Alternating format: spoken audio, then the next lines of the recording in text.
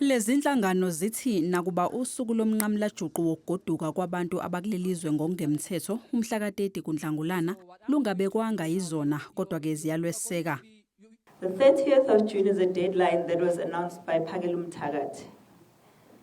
When he announced it, the South Africans stood up in numbers in support. So it's no longer a Phakela Mthakathi date, it's a South African date. Zithi umhla ka-30 kuzobe kuwusuku lukakhukhulela ngoqo wemashi yokuzwakalisa izikhalo zazo kuhulumeni. Zikubeke kwacaca-ke ukuthi lolu suku akusilo elokwenza izenzo zodlame noma ubugebengu. No one will be violated. No one will be killed on the 30th of June, and no looting will take place in our name.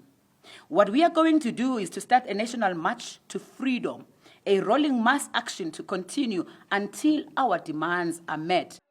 I-March and March ithi uhulumeni uyena okuyomele athwale icala uma kukhona okwenzekayo okuphume esandleni ngomhla ka-30 kuNhlangulana.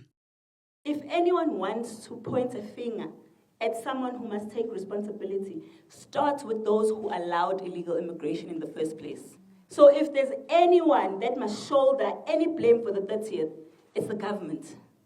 But on our part, we are saying, for what we can take and what we can do to ensure that no violence ensures, we'll do that.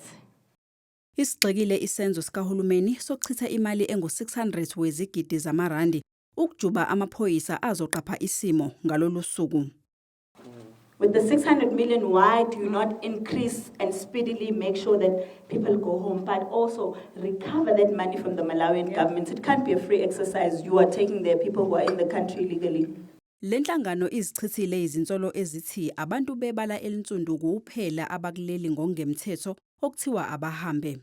We don't care if it's white people that are in the country illegally. We don't care if it's Chinese. We don't care if it's Smurfs. We don't care if you're pink. The only thing we care about is, are you in the country legally? Simple. Inxuse ukuthi abantu bakuleli bamashe ngokuthula nangokubamba umthetho.